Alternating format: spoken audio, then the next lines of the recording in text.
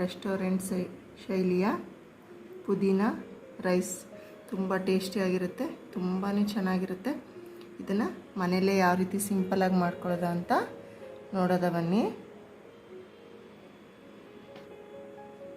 ನೋಡಿ ಎಷ್ಟೊಂದು ಚೆನ್ನಾಗಿ ಬಂದಿದೆ, ಹುಡಿ ಹುಡಿಯಾಗಿ ಕಲರ್ಫುಲ್ಲಾಗಿ. ಟೇಸ್ಟು ಕೂಡ ಅಷ್ಟೇ ಚೆನ್ನಾಗಿರುತ್ತೆ. ಖಂಡಿತ ನೀವೆಲ್ಲ ಟ್ರೈ ಮಾಡಿ ನೋಡಿ. ರುಚಿ ರುಚಿಯಾದ ಟೇಸ್ಟಿಯಾದ ಪುದೀನ ರೈಸ್ ಮಾಡೋದನ್ನು ನೋಡೋದ ಬನ್ನಿ. ಅದಕ್ಕೆ ಬೇಕಾಗಿರೋ ಸಾಮಗ್ರಿಗಳು: ಪುದೀನ ಸೊಪ್ಪು ಇಲ್ಲಿ ಒಂದು ಕಟ್ಟನ್ನ ನೀಟಾಗಿ ಬಿಡಿಸ್ಬಿಟ್ಟು ತೊಳೆದ್ಬಿಟ್ಟು ಇಟ್ಕೊಂಡಿದ್ದೀನಿ. ಈರುಳ್ಳಿ ಒಂದು ತೊಗೊಂಡಿದ್ದೀನಿ, ಟೊಮೊಟೊ, ಚಕ್ಕೆ, ಲವಂಗ, ಒಂದು ಚಿಕ್ಕದು ಪೀಸು ಹೂವು, ಒಂದು ಮೊಗ್ಗು, ಸ್ವಲ್ಪ ಶುಂಠಿ ಬೆಳ್ಳುಳ್ಳಿ ಪೇಸ್ಟು, ಖಾರಕ್ಕೆ 3 ಹಸಿಮೆಣಸಿನ್ಕಾಯಿ ತೊಗೊಂಡಿದ್ದೀನಿ. ಶುಂಠಿ ಬೆಳ್ಳುಳ್ಳಿ ಪೇಸ್ಟ್ ಇಲ್ಲ ಅಂದರೆ ಶುಂಠಿ ಬೆಳ್ಳುಳ್ಳಿ 2 ತೊಗೊಂಡು ಆಡಿಸ್ಕೊಳ್ಳಿ. ಇಲ್ಲಿ ಒಂದು ಸ್ವಲ್ಪ ಕಡಲೆ ಬೀಜದ ಒಗ್ಗರಣೆಗೆ. ಈಗ ಇದನ್ನೆಲ್ಲ ಮಿಕ್ಸಿ ಮಾಡ್ಕೊಳ್ಳೋದ ಬನ್ನಿ. ಇಲ್ಲಿ ಪುದೀನ ಸೊಪ್ಪು ಹಾಕಿದ್ದೀನಿ. ನೆಕ್ಸ್ಟು ಇಲ್ಲೊಂದು ಈರುಳ್ಳಿ ತೊಗೊಂಡಿದ್ನಲ್ಲ, ಅದು ದಪ್ಪ ಹಚ್ಕೊಂಡಿದ್ನಲ್ಲ, ಅದನ್ನ ಇದಕ್ಕೆ ಸೇರಿಸ್ತಾ ಇದ್ದೀನಿ. ಯಾವಾಗಲೂ ಪ್ರತಿ ಸಲ ಒಂದೇ ಥರ ರೈಸು ಅದನ್ನು ತಿಂದು ಬೇಜಾರಾಗಿದ್ದರೆ ಈ ರೀತಿ ಡಿಫ್ರೆಂಟಾಗಿ ಮಾಡ್ಕೊಂಡು ತಿಂದರೆ ಟೇಸ್ಟಿಯಾಗಿರುತ್ತೆ, ಚೆನ್ನಾಗಿರುತ್ತೆ. ಚಕ್ಕೆ, ಲವಂಗ ಅದೆಲ್ಲ ತೊಗೊಂಡಿದ್ನಲ್ಲ, ಅದನ್ನು ಸೇರಿಸ್ತಾ ಇದ್ದೀನಿ. ಮತ್ತು 3 ಖಾರಕ್ಕೆ ಹಸಿಮೆಣಸಿನ್ಕಾಯಿ, ನಿಮ್ಗೆ ಎಷ್ಟು ಖಾರ ಬೇಕೋ ಅದು ಹೆಚ್ಚು ಕಮ್ಮಿ ಮಾಡ್ಕೊಳ್ಳಿ. ಇಲ್ಲಿ 1 ಸ್ಪೂನಷ್ಟು ಶುಂಠಿ ಬೆಳ್ಳುಳ್ಳಿ ಪೇಸ್ಟ್ ತೊಗೊಂಡಿದ್ದೀನಿ. ಇದನ್ನೆಲ್ಲ ಈಗ ನೀಟಾಗಿ ಗ್ರೈಂಡ್ ಮಾಡ್ಕೊಳ್ಳೋದ.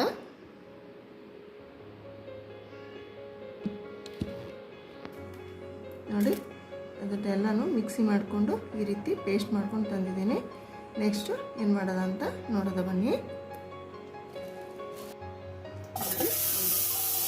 ಬಾಣಲಿಗೆ ನಾನಿದೊಂದು ಅರ್ಧ ಸ್ಪೂನಷ್ಟು ಬೆಣ್ಣೆ ಹಾಕೋತಾ ಇದ್ದೀನಿ. ಬೆಣ್ಣೆ ಹಾಕಿದ್ರೆ ಟೇಸ್ಟ್ ಚೆನ್ನಾಗಿರುತ್ತೆ ಅಂತ. ಮತ್ತು ಇನ್ನೂ 1-1.5 ಸ್ಪೂನಷ್ಟು ಎಣ್ಣೆ ಹಾಕೋತಾ ಇದ್ದೀನಿ. ಈಗ ಎಣ್ಣೆ ಅದು ಬಿಸಿ ಆಗಲಿ. ಟೇಸ್ಟು ತುಂಬ ಚೆನ್ನಾಗಿರುತ್ತೆ, ಟ್ರೈ ಮಾಡಿ ನೋಡಿ. ಅದೇ ಚಿತ್ರಾನ್ನ, ಅನ್ನ, ಸಾಂಬಾರು ತಿಂದು ಬೇಜಾರಾಗ್ಬಿಟ್ಟು ಏನಾದರೂ ಡಿಫ್ರೆಂಟ್ ಮಾಡ್ಕೋಬೇಕು ಅಂದರೆ ಈ ರೀತಿ ಮಾಡ್ಕೊಳ್ಳಿ, ಚೆನ್ನಾಗಿರುತ್ತೆ.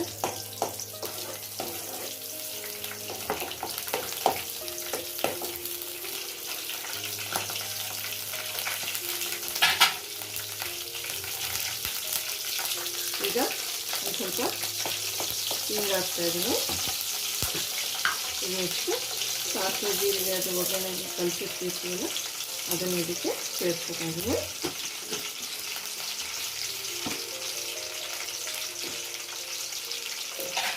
ಈಗ ಸಾಸಿವೆ, ಜೀರಿಗೆ ಒಂದು ಸ್ವಲ್ಪ ಸಿಡಿಲಿ. ನಾನಿಲ್ಲಿ ಕಡಲೆ ಬೀಜ ಹುರಿದಿರೋದೇ ತೊಗೊಂಡ್ರಿಂದ ಆಮೇಲೆ ಸೇರಿಸ್ತೀನಿ. ಹುರಿದಿರೋ ಇಲ್ಲ ಹಸಿ ಕಡಲೆ ಬೀಜ ತೊಗೊಂಡಿದ್ರೆ ಈ ಟೈಮಲ್ಲೇ ನೀವು ಕಡಲೆ ಬೀಜನ ಸೇರಿಸ್ಕೊಳ್ಳಿ. ಇದು ಮಾಡೋದು ತುಂಬ ಸಿಂಪಲ್ಲು, ಹಿಂಗೆ ಟೇಸ್ಟಿಯಾಗಿರುತ್ತೆ ನೋಡಿ. ಈಗ ಸಾಸಿವೆ ಸಿಡಿತಾ ಇದೆ. ಈಗ ಇದಕ್ಕೆ ಕರಿಬೇವು ಹೋಗ್ತಾ ಇದೆ.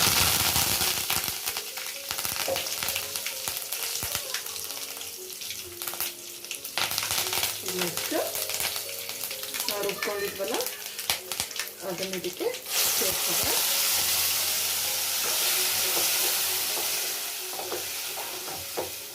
2 ನಿಮಿಷ ಮಸಾಲೆ ಸ್ವಲ್ಪ ಹಸಿ ವಾಸನೆ ಹೋಗೋವರೆಗೂ ಬೇಯಬೇಕು ಚೆನ್ನಾಗಿ.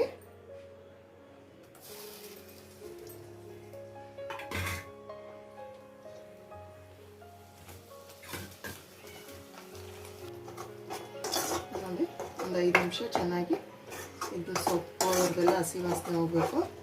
ಅಲ್ಲಿವರೆಗೂ ಇದನ್ನು ನೀಟಾಗಿ ಬೇಯಿಸ್ಕೋಬೇಕಾಗುತ್ತೆ.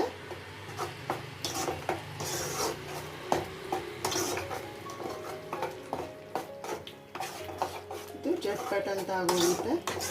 ಇವಾಗ ಯಾರನ್ನು ಸಡನ್ನಾಗಿ ಮಕ್ಕಳು ಅಮ್ಮ ನಮಗೆ ಇವತ್ತು ಅನ್ನ ಸಾಂಬಾರು ಬೇಡ ಅಂದರೆ ಈ ರೀತಿ ಮಾಡಿ ಕೊಡ್ಬೋದು, ತುಂಬ ಚೆನ್ನಾಗಿರುತ್ತೆ.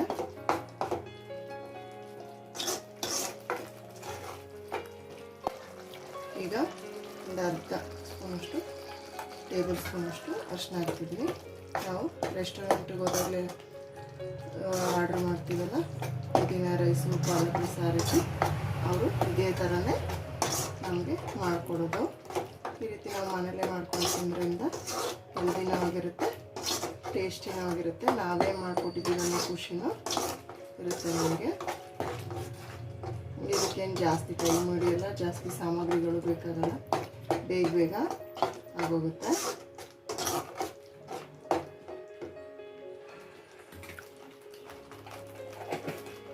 ಈಗ ಇದಕ್ಕೆ ರುಚಿಗೆ ತಕ್ಕಷ್ಟು ಉಪ್ಪು ಸೇರಿಕೊಂಡು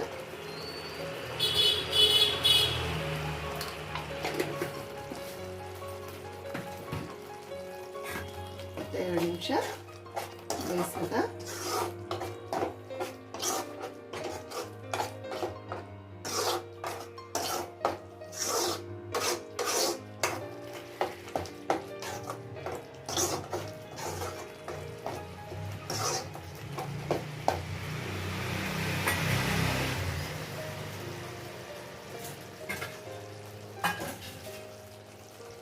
ನಾನು ಫ್ರೈ ಮಾಡಿರೋ ಕಡಲೆಬೀಜ ತೊಗೊಂಡಿದ್ದೆ, ಅಲ್ಲೊಂದು ಇಲ್ಲೊಂದು ಸಿಕ್ಕರೆ ಚೆನ್ನಾಗಿರುತ್ತೆ ಅಂತ.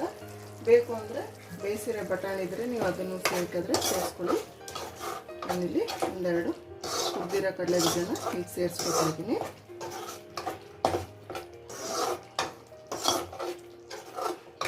ಪುದೀನ ರೈಸ್ಗೀಗ ಇದು ರೆಡಿ ಇದೆ. ನಾವೀಗ ಇದಕ್ಕೆ ಬನ್ನಿ ನೆಕ್ಸ್ಟ್ ಏನು ಮಾಡೋದು ನೋಡೋದಾ.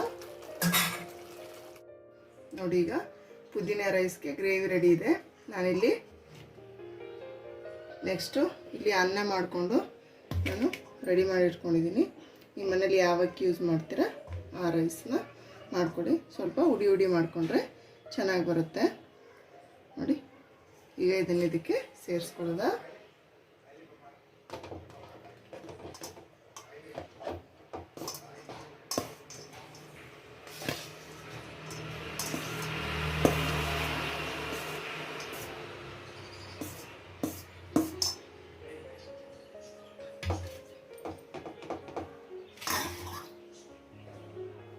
ಈಗ ಇದನ್ನು ನೀಟಾಗಿ ಮಿಕ್ಸ್ ಮಾಡ್ಕೋಬೇಕು.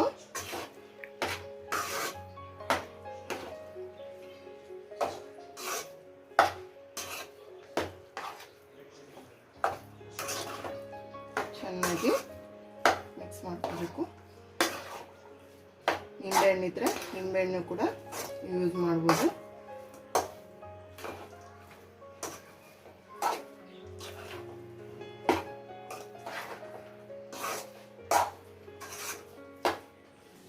ನೋಡಿ, ಈಗ ಈ ರೀತಿ ಮಿಕ್ಸ್ ಮಾಡ್ಕೊಂಡು ಈಗ ಪುದೀನ ರೈಸು ರೆಸ್ಟೋರೆಂಟ್ ಸ್ಟೈಲ್ದು ರೆಡಿ ಇದೆ.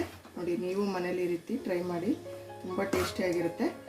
ಆಚೆ ಹೋಗಿ ತಿನ್ನೋದ್ರಲ್ಲೂ ಮನೇಲಿ ಈ ರೀತಿ ಮಾಡ್ಕೊಂಡು ತಿಂದರೆ ಖುಷಿಯಾಗುತ್ತೆ, ಚೆನ್ನಾಗೂ ಇರುತ್ತೆ.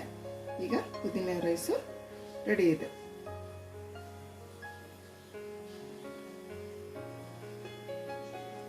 ಧನ್ಯವಾದಗಳು.